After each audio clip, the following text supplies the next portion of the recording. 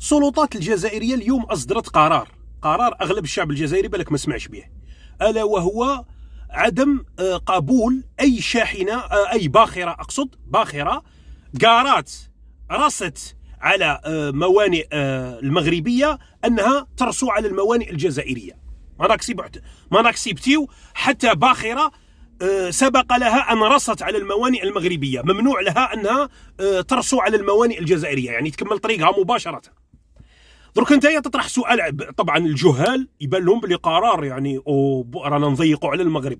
هو طبعا ماكش ضيق على المغرب، وهذا قرار سياسي ما راح نستفادوا منه والو. باسكو علاه المروك مثلا لما تضيق عليهم في هذا المجال ويقولوا الباخرات ما يقاروش عندهم باسكو راهم جايين للجزائر، راح يخسروا شحال؟ 10 ملايين دولار، 10 ملايين، 5 ملايين دولار، 7 ملايين دولار. هذه الخساره، لانه لي بلاتفورم اللي قاروا فيهم يكروهم. يعني حسب انت شحال راح تضيق عليهم، يعني بالمنطق ماكش راح تضيق عليهم، ماكش راح تخسرهم في ملايير كبيره، ولكن راح تضيق على الشعب الجزائري. رمضان راهو جاي وراح تخلق ندره في المواد الغذائيه. احنا منين نستوردوا اللحوم البيضاء والحمراء؟ عندك اكتفاء ذاتي في اللحوم البيضاء والحمراء، تستوردهم من يا اخي انت من امريكا اللاتينيه، من البرازيل وهذوك لي زونفيرو. القهوه، الزيت، السكر، هذو قاعد تستوردهم انت من البرازيل. يعني وحنايا العصابه الحاكمه في الجزائر 60 سنه استقلال، يعطوا للجيش 22 مليار، بصح ما يقدرش يبني ميناء يستقبل فيه الباخرات الكبيره، لانه احنا 60 سنه استقلال ما عندناش ميناء يستقبل الباخرات الكبيره.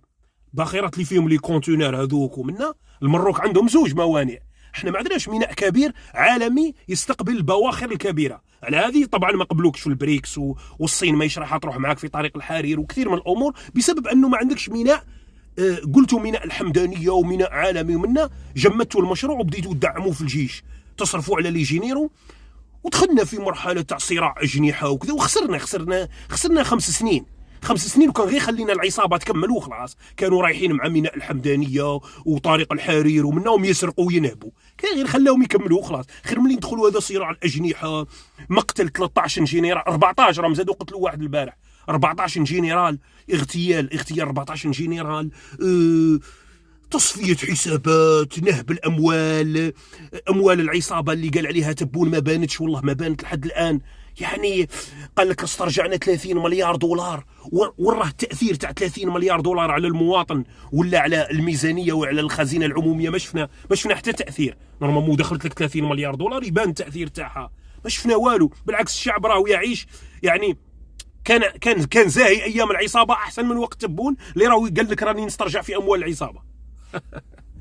درك السؤال المطروح، هذا القرار تاع اللي راني نشرته لكم الان، هذا منع السفن القادمه الى الجزائر او التي سترسو على الموانئ الجزائريه انها تقاري في المروك.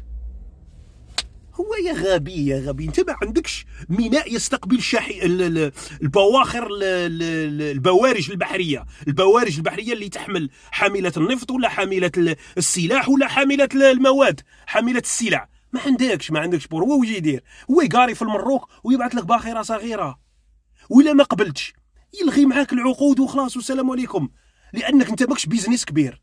والله ماك بيزنس كبير. يعني انت تفرض عليه انه يروح لبرشلونه ولا يروح لاسبانيا يقاري في اسبانيا، يزيد يرفع عليك العموله، يقول لك اوكي معليش ما نروحش للمروك، نروح لاسبانيا. شكون اللي يخلص لا ديفيرونس بين المروك واسبانيا؟ انت تخلص من جيوب المواطنين، تخلق ندرة في السوق الجزائرية، تخلق ستريس للمستوردين الجزائريين وللمستثمرين الجزائريين، دير لهم ستريس، يحبسوا اغلبهم الخدمه لما يسمعوا الخبر هذا. قال لك يا ودي ما نخدم ما والو، نروح نخدم مع ليبيا. وكثير خوتيه من اللي يخدموا المواد الغذائيه والسلع ومنا راهم توجهوا للسوق الليبيه والسوق التونسيه، راهم يخدموا في تونس وفي ليبيا. كثير من رجال الاعمال الجزائريين توجهوا الى ليبيا. هذه بزاف الناس ما على بالهمش، والله غير راحوا ليبيا وراهم يخدموا مع ليبيا. ولات ليبيا هي السوق الافريقيه، باسكو كاين تسهيلات في ليبيا، في الجمركه وفي البور. قال لك السلعه ما تقعدش نهار واحد، ولاو من ليبيا يصدروا للنيجر، مالي، تشاد، ويبعث. كثير من المستثمرين خطاوا الجزائر لما شافوا هذه التعقيدات وهذه الحرب اللي راهي واقعه بين الجزائر والمروك.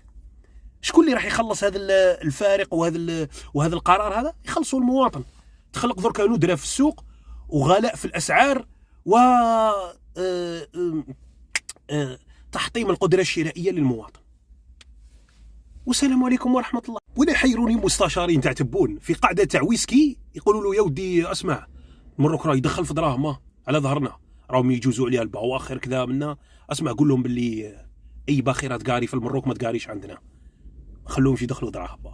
بصح هما هذو العصابه هذو مستشارين كي يريحوا يشربوا في الويسكي راهم مريحين مع تبون، ما يقولوش مثلا اسمع مروك عندهم بور كبير، عندهم على بالك باللي كاع البوارج البحريه تقاري عند المروك، ومن بعد من ثم تنطلق السلع الى العالم. واش رايك على ما نحطموهمش ونخدموا حنايا بور كبير كبير كبير، ونولوا حنا بوابه افريقيا في تصدير السلع، ويولوا كاع السفن يقاروا عندنا. واش رايك؟ لا هما ما يقولوش، هما اغلق كسر حطم هد منا، هذا واش يعرفوا. ابني كاع ما تسمعهاش عند المستشارين تاع الويسكي هذو بوعلام وهذو اللي دايرين بتبون هذا.